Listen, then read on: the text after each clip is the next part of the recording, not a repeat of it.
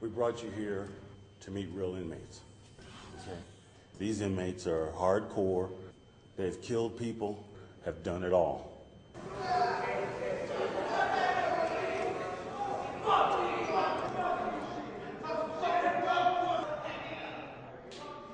Bring him right in. What's up, Whit?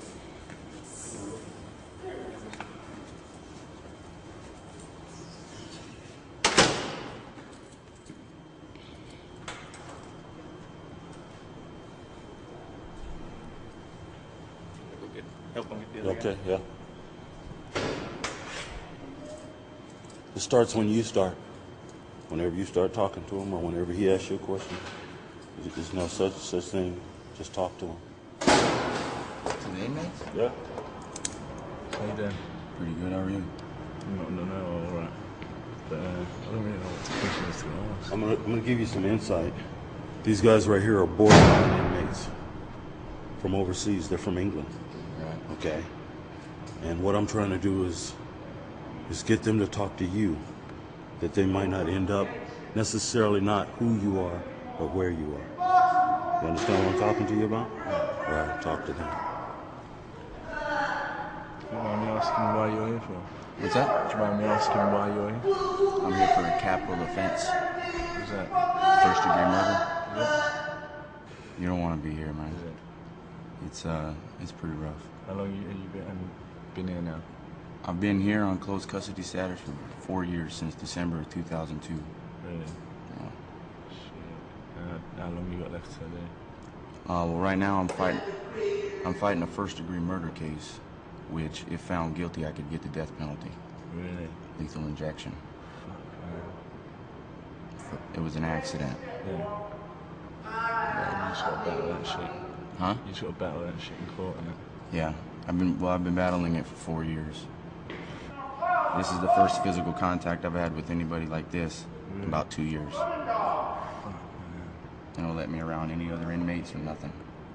It's tough, man. It's tough, and it doesn't get any easier. Yeah.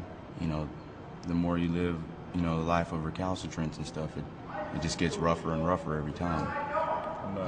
I've been living since I was about 9 years old. I've been in and out of institutions, and unfortunate for me, you know, at 24 years old, when I finally got out of prison and I realized that I needed to make a change in my life, you know, and I was making a change in my life. It just so happens that an unfortunate accident like this landed me back in the system, and the system has no mercy on me because I've been through it all my life. So you've been marked with that brush?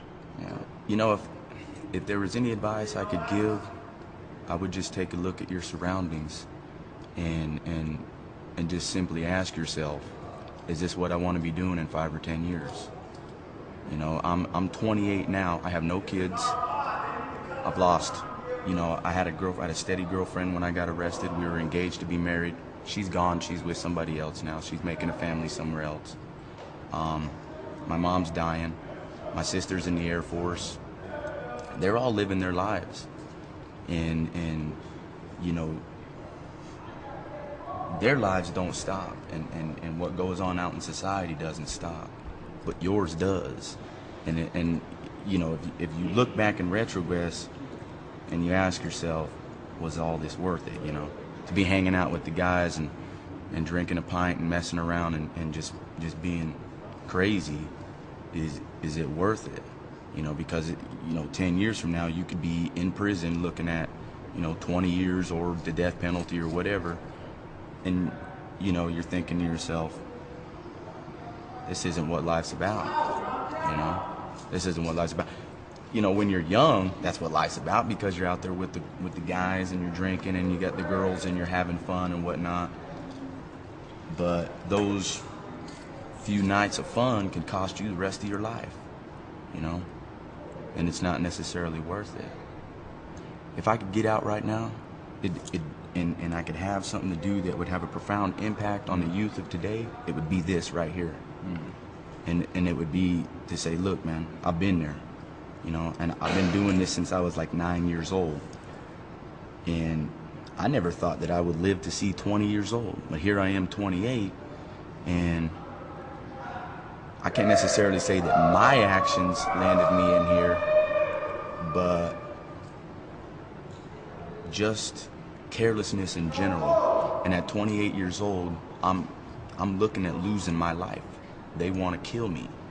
The system wants to put me down for, lethal injection. And when I sit back and I think about that, I accept it because there's nothing I can do except for try to fight it in the court. But I look at it like, what the fuck was I thinking, man?